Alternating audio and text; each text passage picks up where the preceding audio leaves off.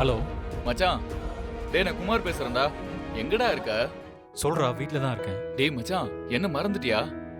டேய், இன்னைக்கு நம்ம ஃப்ரெண்டு பாலாக்கு பர்த்டேடா. அவன் நம்மள பார்ட்டிக்கு இன்வைட் பண்ணியிருந்தான்ல. இன்னும் நீ கிளம்பலையா? சாரிடா மச்சான், மறந்துட்டேன். சரி, நீங்க எல்லாரும் அங்க வந்துருங்க, நான் டைரக்டா வந்துடுறேன். சரிடா, சீக்கிரம் வாடா. சரிடா, நான் வந்துடுறேன்.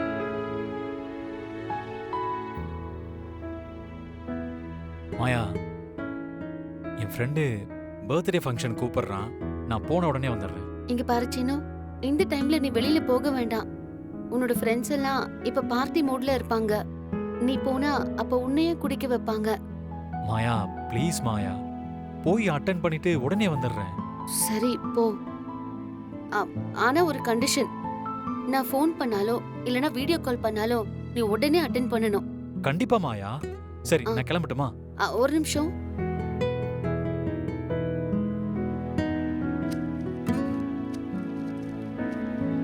இந்தா, இதை எடுத்துட்டு போ. இது எதுக்கு மாயா? அது இதுல இருக்கிற 2 டேப்லெட்டை நீ போட்டாதான் அடிப்பட்ட இடத்துல பெயின் இல்லாம இருக்கும். மறக்காம டைம்க்கு டேப்லெட் போட்டுரு. சரி, நான் வரேன். சீக்கிரம் வந்துடுறேன். டேய், வாட்டர் பாட்டில் எங்கடா? சரி, ஒரு நிமிஷம் இரு. வெயிட்டர், ஒரு வாட்டர் பாட்டில் எடுத்துருவாங்க. இரு மச்சான், வந்துருவாங்க. சரி ஓகே, நான் ரெஸ்ட் ரூம் போயிட்டு வந்துடுறேன். சரி மச்சான்.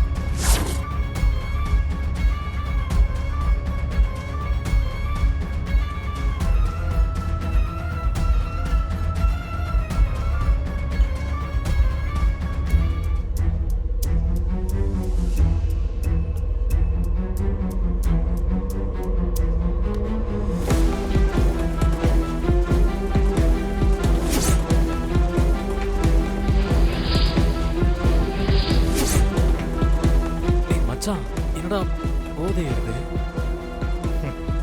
டேய், என்னடா பச்சை தண்ணி குடிச்சிட்டு போதை ஏறுதுன்ற?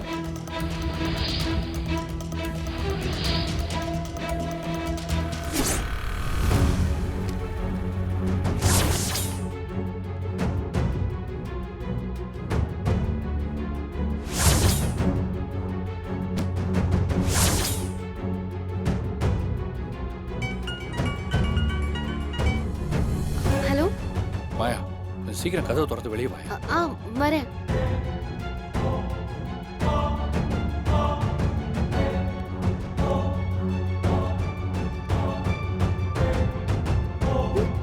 சீனு, சீனு, சீனுக்கு என்னாச்சு? பதட்டப்படாத மாயா. சீனு பார்ட்டியில் குடிச்சிட்டு ஆடிட்டு இருந்தான். அவன் அவனாவே இல்லை, அதான் கையோட கூட்டு வந்துட்டான். நீ அவனை கைத்தாங்களா பிடிச்சி உள்ள கூட்டு போயிடு. இவ்வளவு தூரம் வந்துட்டு நீ உள்ள வராம இருந்தா எப்படி? நீ உள்ள வா கதிர். சீனு, பார்த்து.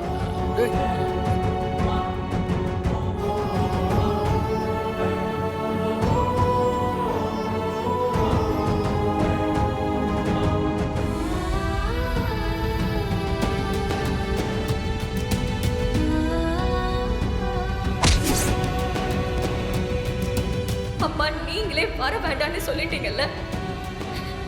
இனிமே நீங்க வான்னு சொல்லாம இந்த வீட்டு படியை நாங்க மிதிக்க மாட்டோம். நாங்க வாழ்க்கையில முன்னுக்கு வந்து காட்டுவோம்.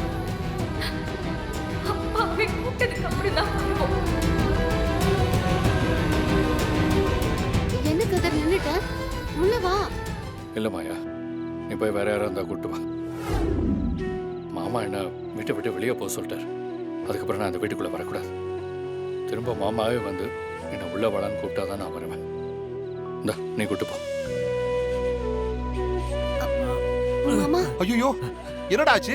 டேய் சீனு, இருங்க இருங்க, உள்ள கூப்பிட்டு போங்கம்மா. டேய் சீனு, டேய், ஐயோ, என்னாச்சு? மாயா நான் வரேன்.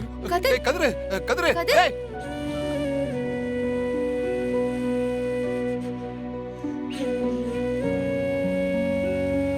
மது, உட்கார். சீனு, சீனு, டேய் ஐயோ, சீனு, என்ன என்ன என் புள்ளைக்கு? என்னாச்சு என் புள்ளைக்கு? போகும்போது நல்லா தானே இருந்தா. சீனு, அத்தை ப்ளீஸ் கொஞ்சம் அமைதியா இருங்களா அத்தை.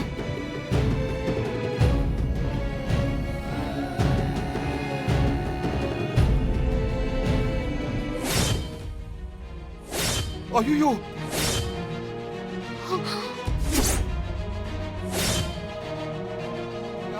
என்னங்க?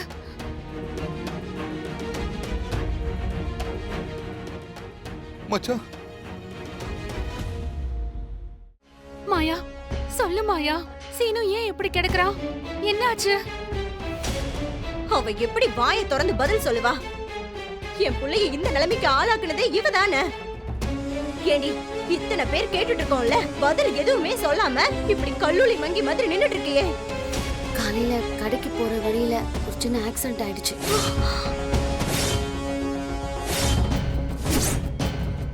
ஹாஸ்பிட்டலுக்கு போய் கட்டு போட்டோம்.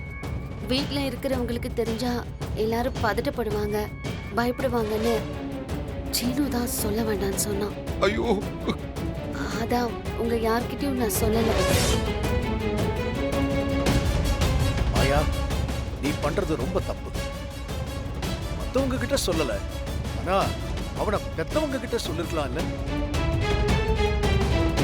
இல்ல பெரியப்பா, சீனு ரொம்ப கம்பல் பண்ணி சொல்லக்கூடாதுன்னு சொன்னதுனாலதான் நான் சொல்லல. இருந்தாலும் தப்பு என்னோடதுதான். என்ன மன்னிச்சிருங்க பெரியப்பா.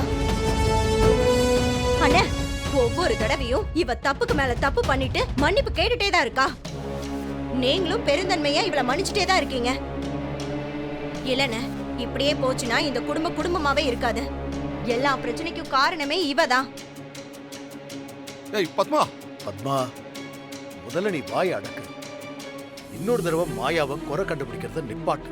அண்ணே, என்னோட இடத்துல இருந்து பாருங்கண்ணே, அப்ப தெரியும். பாருங்க, என் புள்ள எப்படி குத்துயிரும் கொலையுயிருமா கிடக்குறான்னு பாருங்க.